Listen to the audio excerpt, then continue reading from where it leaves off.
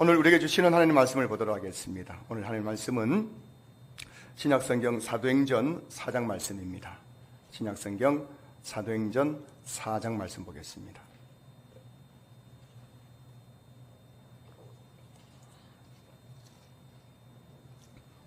사도행전 4장 1절에서 22절까지 말씀, 제가 말씀을 봉독하겠습니다.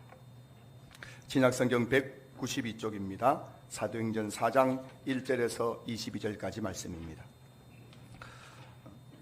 사도들이 백성에게 말할 때에 제사장들과 성전 맡은 자와 사두개인들이 이르러 예수 안에 죽은 자의 부활이 있다고 백성을 가르치고 전함을 싫어하여 그들을 잡음에 날이 이미 저물었으므로 이튿날까지 가두었다가 말씀을 듣는 사람 중에 믿는 자가 많으니 남자의 수가 약 5천이나 되었더라. 이튿날 관리들과 장로들과 서기관들이 예루살렘에 모였는데 대제사장 안나스와 가야바와 요한과 알렉산더와 및 대제사장의 문중이 다 참여하여 사도들을 가운데 세우고 묻되 너희가 무슨 권세와 누구의 이름으로 이 일을 행하였느냐. 이에 베드로가 성령이 충만하여 이르되 백성의 관원들과 장로들아, 만일 병자에게 행한 착한 일에 대하여 이 사람이 어떻게 구원을 받았느냐고 오늘 우리에게 질문한다면 너희와 모든 이스라엘 백성들은 알라. 너희가 십자가에 못 박고 하나님이 죽은 자 가운데서 살리신 나사렛 예수 그리스도의 이름으로 이 사람이 건강하게 되어 너희 앞에 섰느니라. 이 예수는 너희 건축자들의 버린 돌로서 집 모퉁이의 머릿돌이 되었느니라. 다른 이로서는 구원을 받을 수 없나니 천하 사람 중에 구원을 받을 만한 다른 이름을 우리에게 주신 일이 없음이라 하였더라. 그들이 베드로와 요한이 담대하게 말함을 보고 그들을 본래 학문 없는 범인으로 알았다가 이상히 여기며 또 전에 예수와 함께 있던 줄도 알고 또 병 나은 사람이 그들과 함께 서 있는 것을 보고 비난할 말이 없는지라. 명하여 공회에서 나가라 하고 서로 의논하여 이르되 이 사람들을 어떻게 할까? 그들로 말미암아 유명한 표적 나타난 것이 예루살렘에 사는 모든 사람에게 알려졌으니 우리도 부인할 수 없는지라. 이것이 민간에 더 퍼지지 못하게 그들을 위협하여 이후에는 이 이름으로 아무에게도 말하지 말게 하자 하고 그들을 불러 경고하여 도무지 예수의 이름으로 말하지도 말고 가르치지도 말라 하니 베드로와 요한이 대답하여 이르되 하나님의 앞에서 너희의 말을 듣는 것이 하나님의 말씀을 듣는 것보다 옳은가 판단하라. 우리는 보고 들은 것을 말하지 아니할 수 없다 하니 관리들이 백성들 앞에서 그들을 어떻게 처벌할지 방법을 찾지 못하고 다시 위협하여 놓아주었으니 이는 모든 사람이 그 된 일을 보고 하나님께 영광을 돌림이라. 이 표정으로 병 나은 사람은 40여세나 되었더라. 아멘. 할렐루야. 여러분 반갑습니다. 우리 3주 동안 보지 못하고 여러분 거의 한 달 만에 여러분 뵈니까는 정말 반갑네요. 저는 이제 우리 성도들 보지 못하고 천국에서 다시 보는가 싶어서 그랬었는데 여러분 다시 살아서 만나 뵙게 되어서 반갑습니다. 여러분도 반가우세요? 옆에 계신 분에게 반갑습니다. 인사 한번 하시겠습니다. 반갑습니다. 여러분 오늘 여기 계신 분들이 우리 교회 그동안 한 3주 동안 어떤 일이 있으니 다 아시기 때문에 생략하고 저는 이번에 일을 겪으면서 아직도 우리 한국교회에 희망이 있구나라는 것을 생각하게 되었어요. 왜냐하면 목회자의 그 어떤 행동으로 말미암아 세상이 이렇게 비난한다는 것은 그만큼 종교적 지도자, 목회자에 대해서 세상에 거는 기대가 있다는 것을 의미하지 않겠습니까? 그래서 제가 다시 한번 한국교회가 아직도 희망이 있구나라는 것을 알게 되었고 또 제 작은 행동 하나가 얼마나 사회적으로 엄청난 파장력을 일으킬 수 있는가를 생각하면서 다시 한번 제가 제 몸이지만 자유의 몸이지만 제가 목회자이기 때문에 더 조심하고 더 제가 삶을 절제하는 것이 필요하구나 하는 것을 깨닫게 되었습니다. 그래서 여러분 앞으로 제가 더욱더 이 길을 통해서 제가 그냥 목사로서 그냥 설교만 하는 사람이 아니라 세상을 살아가면서도 구별된 삶을 살아가는 사람이라는 것을 다시 인식하고 더욱더 여러분 앞에 또 세상 앞에서도 존경받을 수 있는 그런 목회자가 되도록 노력하겠습니다. 할렐루야. 여러분 다 한번 따라해 주시겠습니다. 목사님, 따라해주세요. 여러분, 제 말에 동의하는 분만 따라하시면 됩니다. 동의 못하게 다른 분 따라하시면 됩니다. 목사님, 이번 한 번만 너그러운 마음으로 목사님을 이해해 드리겠습니다. 감사합니다, 여러분. 이해해 주셔서 감사합니다. 감사드리고. 할렐루야. 반가워요, 여러분. 오늘 하나님께서 제가 여러분들 만난 것을 기뻐하는 것보다 아마 1000배나 10,000배나 더 기뻐하실 줄로 믿습니다. 여러분 하나님의 기쁨인 줄로 믿습니다. 하나님이 기뻐하시면 여러분들에게 하나님의 놀라운 역사가 나타날 줄로 믿습니다. 오늘 그런 하나님의 기적을 맛보는 우리 성도들 될 수 있기를 주의 이름으로 축복합니다. 오늘은 이 본문 가지고 무엇이 옳은가 판단하라는 제목으로 함께 말씀을 나누겠습니다. 여러분 오늘 열린 마음으로 여러분들 정말 겸허한 마음으로 이 말씀을 듣고 다시 한번 깊이 생각해보는 시간 되었으면 좋겠어요. 제가 오늘 이 설교는 어느 한 개인을 향해 사는 설교가 아니라 오늘 이 대한민국에 있는 모든 교회와 성도들 그리고 특별히 우리 신한교회를 향해서 드리는 성령의 음성으로 여러분께서 정말 받아들일 수 있으면 좋겠다 생각됩니다. 1999년 4월 20일 미국 콜로라도주에 있는 콜럼바인 고등학교에서 미국 역사상 가장 악명 높은 그리고 가장 최악의 학교 총기 난사 사건이 발생했습니다.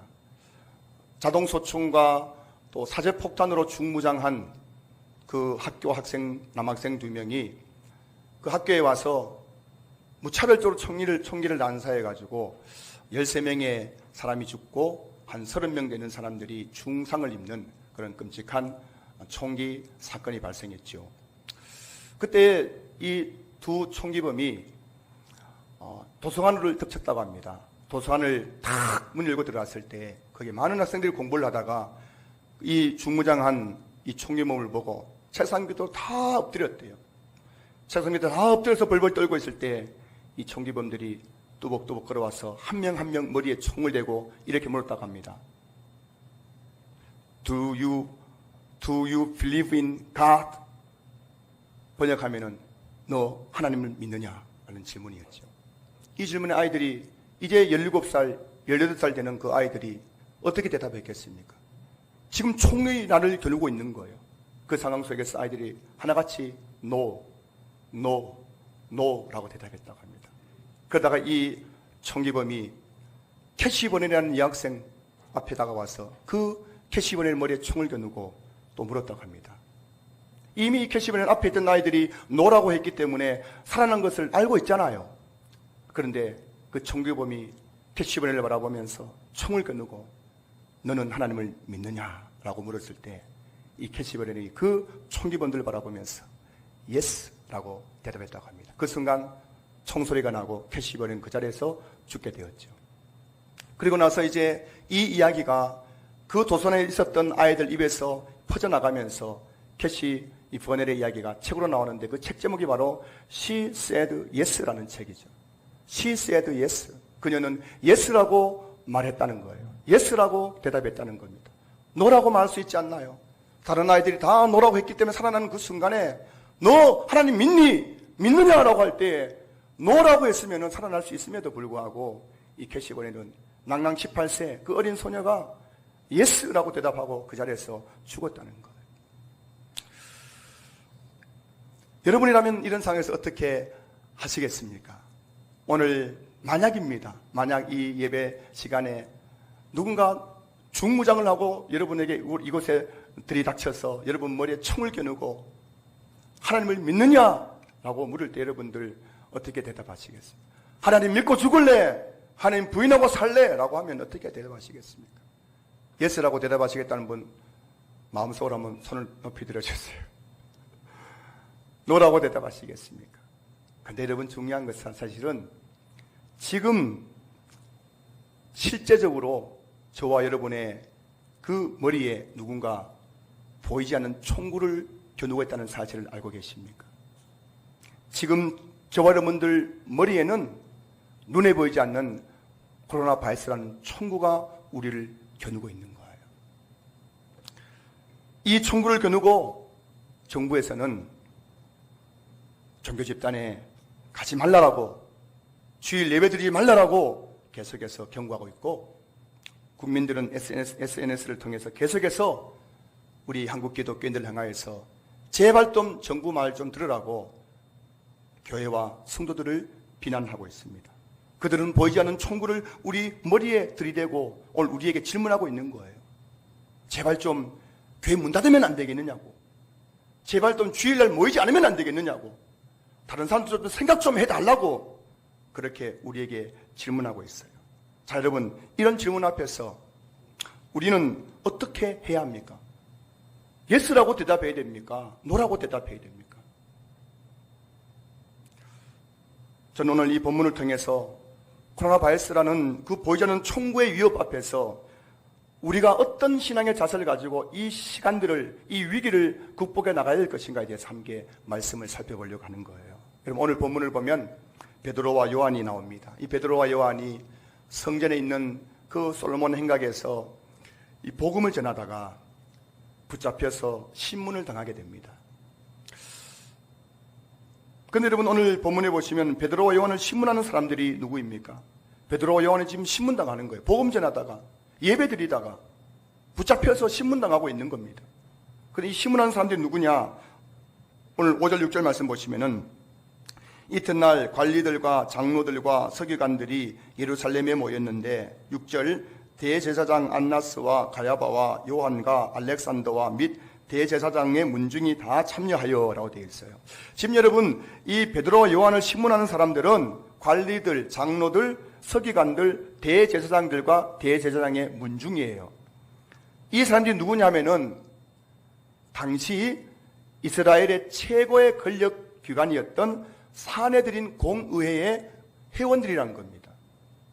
서기관들, 장로들, 대제사장들, 이 사람들은 당시 이스라엘의 최고의 권력기관인 사내들인 공의회의 의원들입니다. 사내들인 공의회는 71명의 의원으로 구성되어 있는데요. 당시 그들은 입법부, 사법부, 행정부, 그리고 종교의 영역까지 총괄하는 막강한 권력기구였습니다.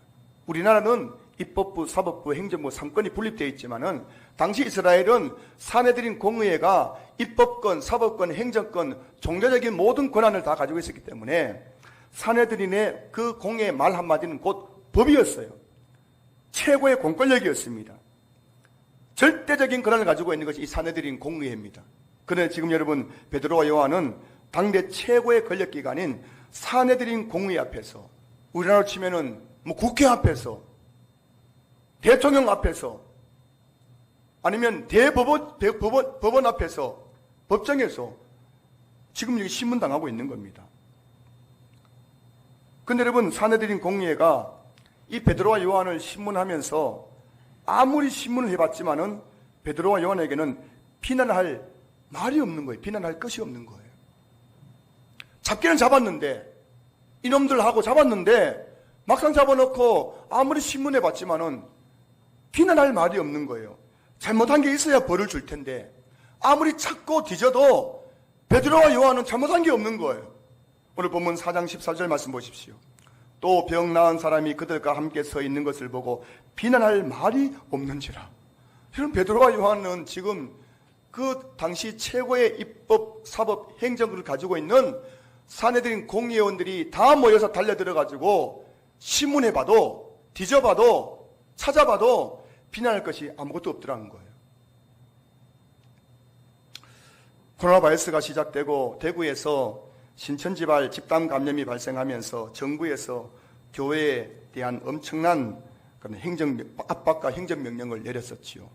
만약 일요일 교회 문 열면 행정처분하고 벌금을 물리겠다고, 중앙재난본부에서는 매일 언론을 통해 가지고 교회 문 열지 말라고 막 경고를 하고, 하루에도 몇 번씩 교회에 가지 말라는 문자를 전 국민에게 다 보냈어요. 이거 안 받은 사람이 없잖아요.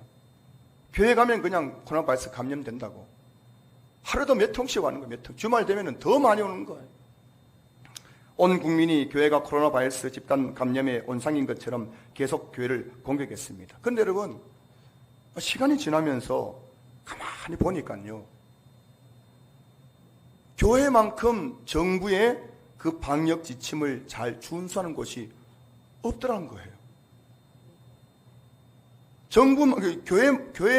교회만큼 정부가 요구하는 방역, 소독, 손소독제 비치, 거리두기, 열체크, 또 예배 참석자 명단 작성, 교회마다 정부에서 하라는 대로 다 하고 있는 거예요. 정부에서 이러면 교회를 통제하기 위해서 주일마다 아마 우리 교회도 몇 번 왔었거든요. 시청 직원들이 와가지고 제대로 하고 있는가 다 보고 가신 거예요. 근데 보면 볼수록 교회만큼 이렇게 철저하게 정부의 이 방역 지침에 협조하는 그런 종교 단체가 없더라는 거예요. 언론에서 교회와 관련된 감염 사례가 계속 보도되었지만 사실 신천지를 제외하고 교회에서 주일 예배 드리다가 주일 예배에 나왔다가 이 코로나 바이러스의 감염 사례는 극히 일부이고요. 그 일부도 알고 보니까는 그 방역 지침을 제대로 지키지 못한 그 교회에서 몇 차례 발생한 거였죠.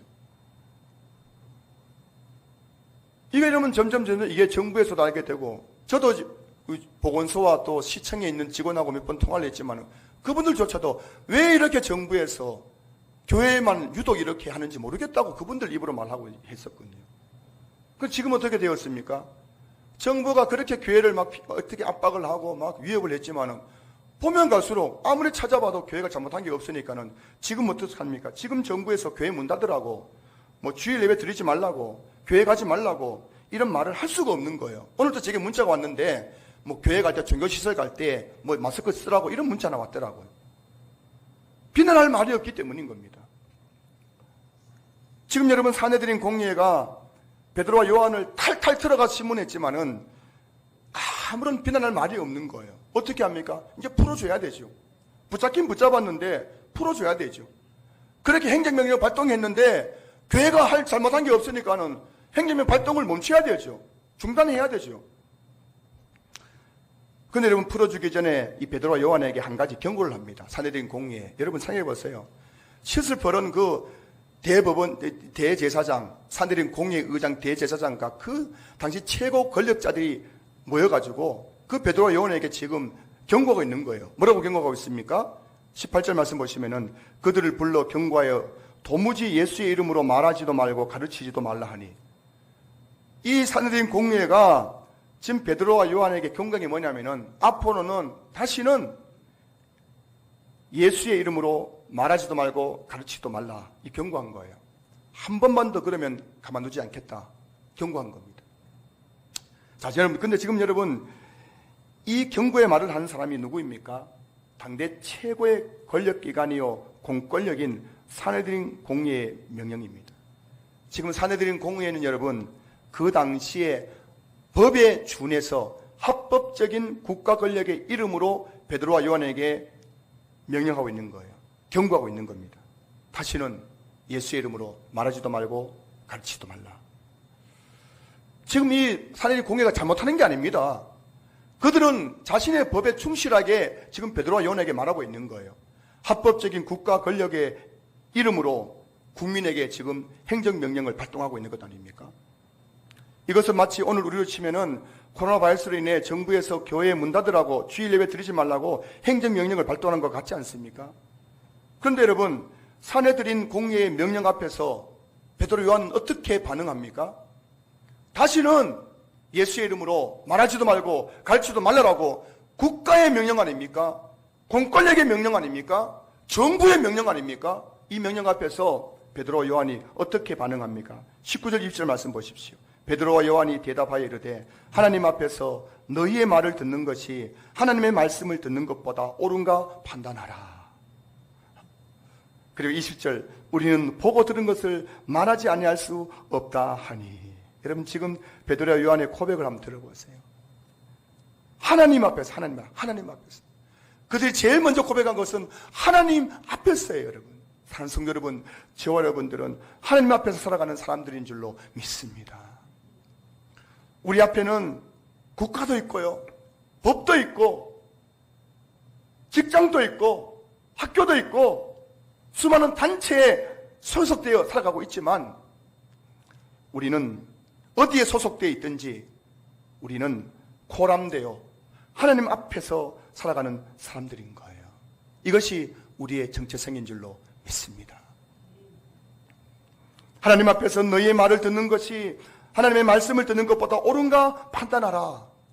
너희의 말이 뭡니까? 너희의 말. 사내들인 공회의 말이 아닙니까? 사내들인 공회가 뭐라고 말했습니까? 도무지 예수의 이름으로 말하지도 말고 가르치지도 말라. 최고의 공권력. 국무총리가 말했잖아요. 중앙재난본부 본부장이 말했잖아요. 근데 여러분, 그렇다면 하나님의 말씀은 뭡니까? 하나님의 말씀. 하나님의 말씀이 사도행전 5장 19절 20절에 나오는 거예요. 사도행전 5장 19절 20절 말씀 보시면은 주의 사자가 밤에 옥문을 열고 끌어내어 이르되 가서 성전에 서서 이 생명의 말씀을 다 백성에게 말하라 하며. 여러분, 하나님은 복음을 전하다가 지금 옥에 갇혀 있고 신문당하고 있는 베드로와 요한에게 하나님의 사자를 보내가지고 너희들 잘하고 있다고. 계속해서 성전에 서서 이 생명의 복음을 다 백성에게 말하라고 그렇게 말씀하고 있는 거예요. 하나님은 최고 권력기관인 사내들인 공회에 신문을 당하고 있고 그들은 지금 예수의 이름으로 말하지도 가르치지도 말라고 말하고 있는 그 명령 앞에서도 하나님은 베드로와 요한에게 이 생명의 말씀을 백성들에게 계속해서 전하라고 말씀하고 있다는 사실이에요. 누구 말을 들어야 합니까? 베드로 요한이 누구 말 들어야 됩니까? 합법적인 국가 권력의 공권력의 상징인 사내들인 공회의 말을 들어야 합니까? 아니면 나를 창조하시고 나를 지으시고 나를 구원하시고 내 생명의 주인 되시는 하나님의 말씀을 들어야 합니까? 오늘 우리가 선택해야 될 거 아닙니까? 무엇이 옳은가 판단해야 되지 않겠습니까? 그때 20절 말씀 보시면 우리는 보고 들은 것을 말하지 아니할 수 없다 하니 하나님의 말씀을 듣겠다는 고백 아닙니까? 우리는 너희들 말을 듣지 않고 하나님의 말씀을 듣겠다는 것 아닙니까? 물론 이 말씀 속에 베드로 요한이 당시 이스라엘 법을 어기겠다는 말은 아니죠. 그러나 하나님의 말씀이 우리에겐 더 우선이라고 말하고 있지 않습니까? 무엇 때문입니까? 하나님의 말씀이 바로 진리이기 때문입니다. 하나님의 말씀이 진리이기 때문이에요. 지금 한국교회 많은 성도들이 굉장히 혼란스러워하고 있습니다. 정부에서는 교회 모임을 자제하라고 계속해서 경고하고 있고 교회에서는 현장 예배 드리고 있고 무엇이 옳은 일인지 어떻게 해야 할지 혼란스러워하고 있는 거예요. 오늘 여기 오신 분들 중에도 내가 지금 잘았나 못았나 싶은 마음에 드는 분이 계실지 모르겠습니다. 제가 그때 말씀드리지만은 직업의 특수성을 가지신 분들 또는 기저질환이 있으신 분들, 몸에 열이 있고 몸이 아프신 분들은 가정에서 온라인 예배를 드리셔야 됩니다. 열이 펄펄 나는데 교회 오면 그거는 민폐 끼치는 거죠. 몸이 아픈데 와가지고 인상 쓰며 예배 드리는 거, 그거는 하나님 보시기에도 다른 성도들 보기에도 좋은 모습이 아니죠. 그런 분들은 가정에서 온라인 예배 드리는 거예요. 그 주일 성수 어기는 건 아닙니다. 그러나 여러분, 그렇지 않는 저와 여러분들은 이 설교를 통해서 무엇이 옳은가 판단하셔야 되는 거예요. 정말 국가 공권력, 대한민국이란 그 국가의 합법적 국가의 공권력의 말을 순종하는 것이 옳은 일인가? 하나님의 말씀에 순종하는 것이 옳은 일인가? 하나님께서 우리에게 명령하십니다. 출애굽기 20장 8절 말씀, 안식일을 기억하여 거룩하게 지켜라. 하나님의 명령입니다. 이것은 주님 다시 오실 날까지 우리에게 주시는 하나님의 명령인 거예요. 이것은 부탁이 아니에요. 제발 좀 부탁 들어달라는 건 아닙니다. 하나님 명령인 거예요.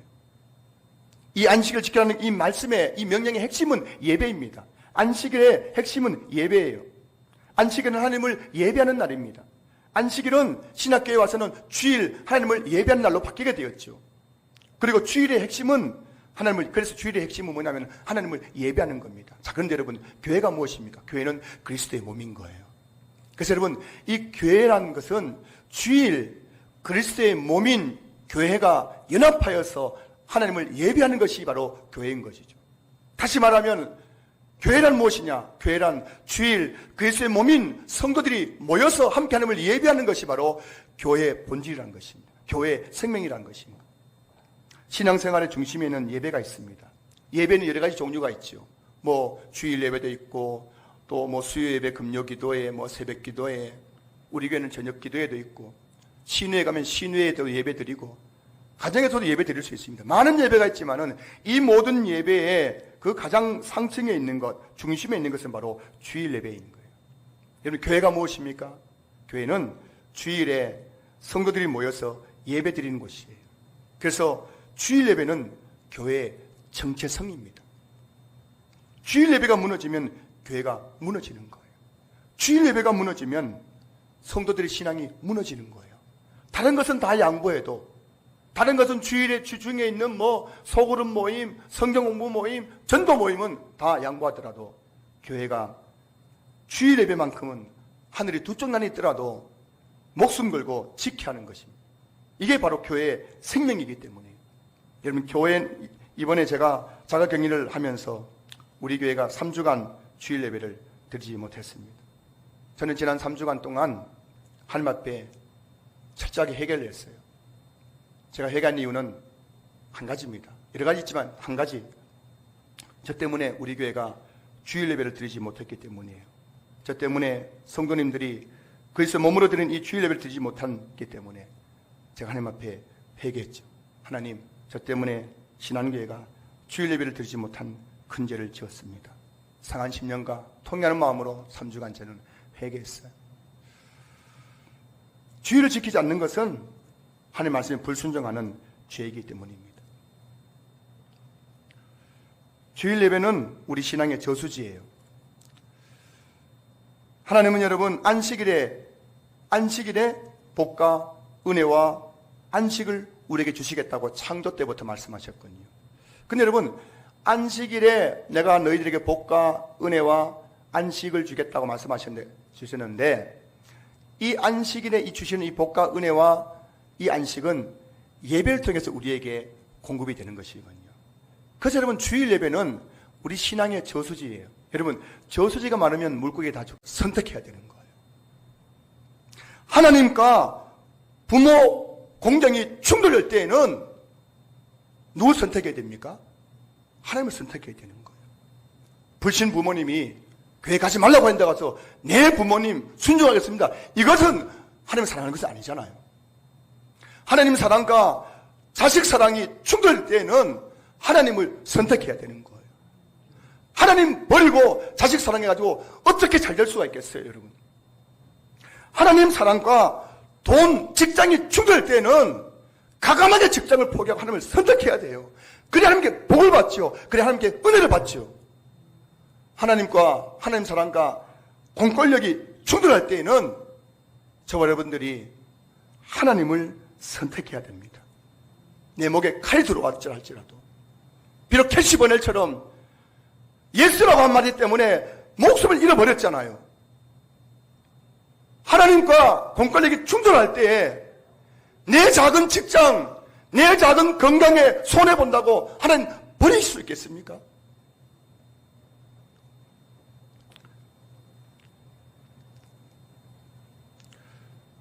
여러분, 하나님께 인정받는 자가 진짜 복받는 인생을 사는 줄로 믿습니다.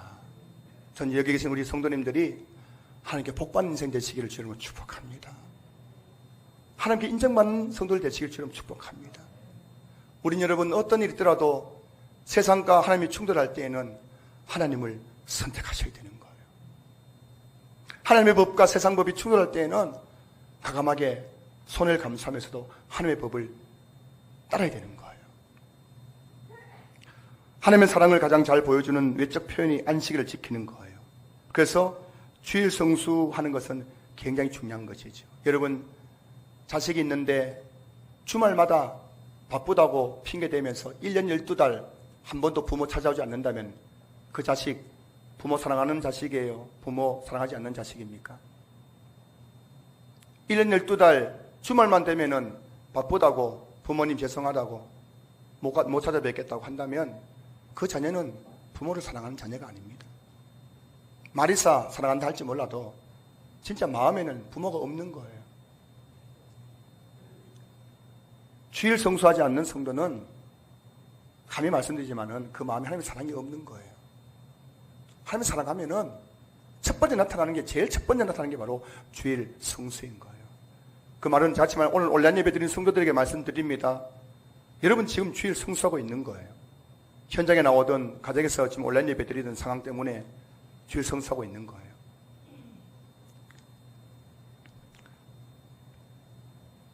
그래서 여러분 초대교로부터 성도들은 목숨을 걸고 주일 예배를 드렸습니다. 우리는 코로나 바이러스 앞에서 혹시 코로나 바이러스 감염될까봐 그 두려움, 위험을 감수하고 오늘 예배를 드리지만 초대교회부터 수많은 성도들이 순교자들은 자기 목숨 걸면서 주일 예배를 사수했어요. 여러분. 주일 예배가 교회의 정체성이기 때문에 주일 예배 무너지면 교회가 무너지기 때문이에요. 그래서 여러분 일제시대에도 수많은 목사님들이 성도들이 주일 예배 지키다가 옥살이하고 고문당하고 순교했잖아요.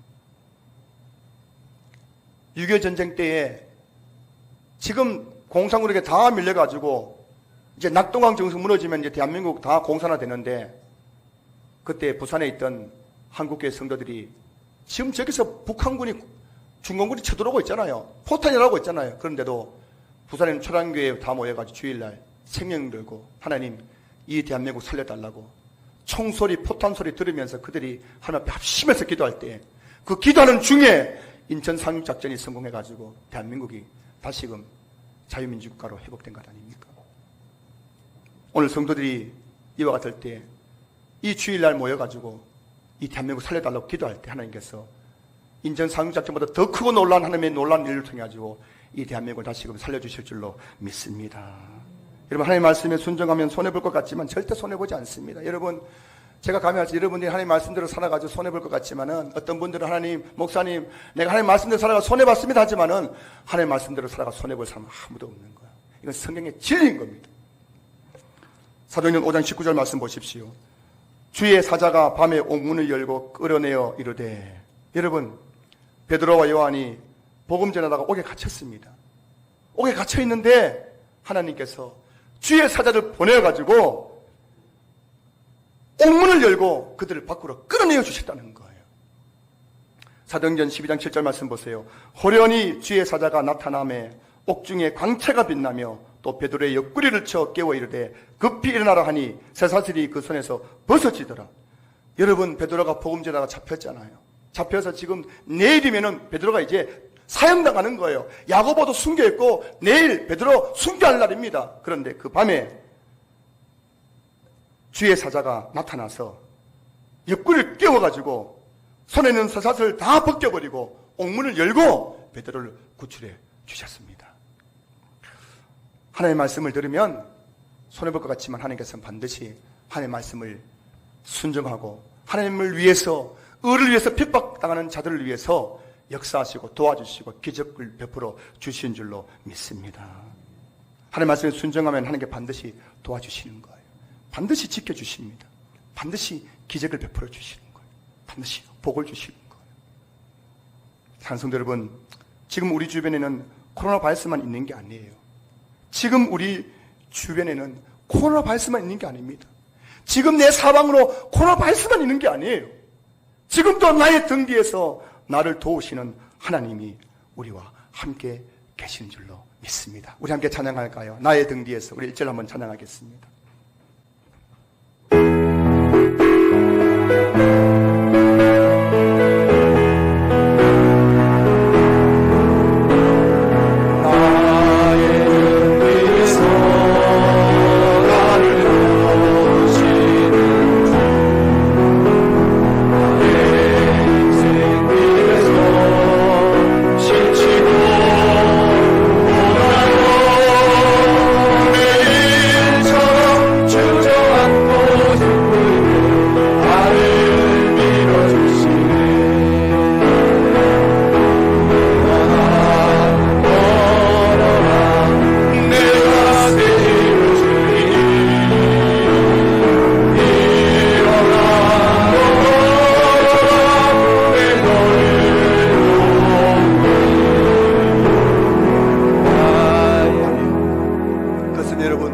나의 등 뒤에서는 나를 도우시는 하나님이 지금 우리와 함께 계신 거예요. 민수기 14장 12절 말씀 보시면은 내가 전염병으로 그들을 쳐서 멸하고 내가 그들보다 크고 강한 나라를 이루게 하리라. 여러분, 하나님은 전염병으로 저와 여러분을 쳐서 멸하실 수도 있는 분이십니다. 시편 91편 3절 말씀 보시면 이는 그가 너를 새 사냥꾼의 올무에서와 심한 전염병에서 건지칠 것이미로다. 여러분, 또한 하나님은 심한 전염병으로부터, 심한 코로나 바이러스로부터도 우리를 건져줄 수 있는 전능하신 하나님이신 거예요.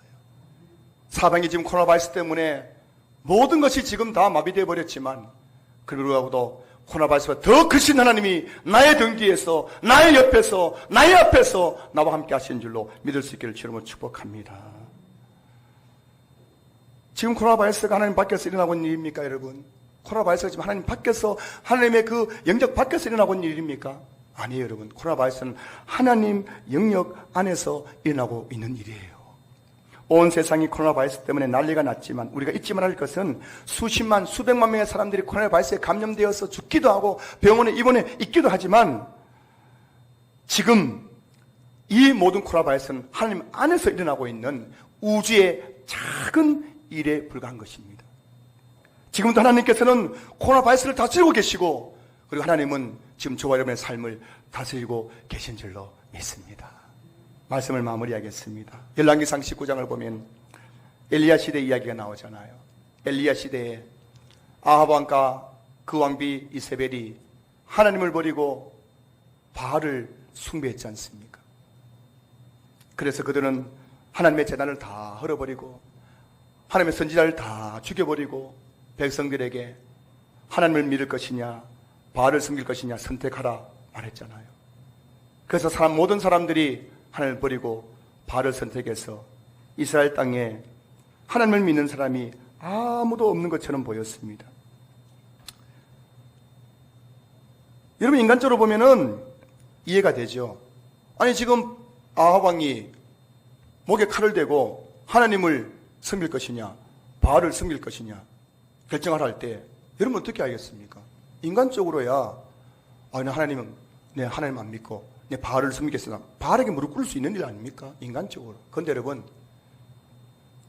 하나님 보시기엔 옳지 않잖아요. 내 한 목숨 부지한다고 바알 앞에 무릎 꿇는 게 인간적으로는 이해가 되지만 하나님 보시기엔 옳은 일이 아니잖아요. 어느 날 엘리야가 사방을 둘러보니 이스라엘 땅에 하나님을 섬기는 사람은 자기 자신밖에 없는 거예요. 모든 사람들이 다 그냥 바알 앞에 무릎을 꿇고 있는 거예요. 바알 앞에 무릎을 꿇고 바알 우상 앞에 입을 맞추고 있는 거예요. 그때 엘리야가 하나님께 부르짖었지 않습니까? 하나님, 다 주를 버리고 나만 홀로 남았습니다. 이제 아합이 나마저 죽이려고 합니다. 그렇게 부르짖을 때 하나님께서 엘리야에게 말씀하셨죠. 열왕기상 19장 18절입니다. 그러나 내가 이스라엘 가운데에 7,000명을 남기리니 다 바알에게 무릎을 꿇지 않고 다 바알에게 입맞추지 아니한 자니라. 이스라엘 백성들이 아합 왕의 그 협박 앞에서, 위협 앞에서 하나님을 버리고 다 바알 앞에 무릎을 꿇고 바알에게 입을 맞추었지만 그럼에도 불구하고 하나님은 이런 상황 속에서도 바알에게 무릎을 꿇지 않고 바알 우상에게 입 맞추지 아니한 거룩한 하나님의 백성 7,000명을 내가 남겨두었더라 말씀하고 있는 거예요. 성도 여러분, 지금 우리는 코로나 바이러스 앞에 국가도 보건당국도 국민들도 다 무릎을 꿇고 있는 엘리야 시대를 살아가고 있습니다. 교회도 무릎을 꿇는 교회가 있고 성도도 코로나 바이러스 앞에 무릎을 꿇고 있고 어떤 나라에서는 이제 팬데믹 더 이상 어떻게 할 수 없다고 그 코로나 바이러스 앞에 항복해버리는 나라도 있는 거예요. 모든 사람들이 코로나 바이러스 앞에 무릎을 꿇었습니다. 그래서 종교도 포기하고 신앙도 포기하고. 그러나 오늘 이곳에 있는 저와 여러분들은 엘리야 시대에 바알에게 무릎을 꿇지 않은 7,000명의 거룩한 하나님의 백성들처럼 코로나 바이러스 앞에서 무릎 꿇지 않고 끝까지 하나님 한 분만을 섬길 수 있는 거룩한 주의 백성들 될 수 있기를 주의 이름으로 축복합니다. 성도 여러분, 하나님을 선택하는 것이 옳은 거예요. 하나님 말씀을 듣는 것이 우리에게 축복입니다. 우리 함께 찬양하면서 봉헌하겠습니다.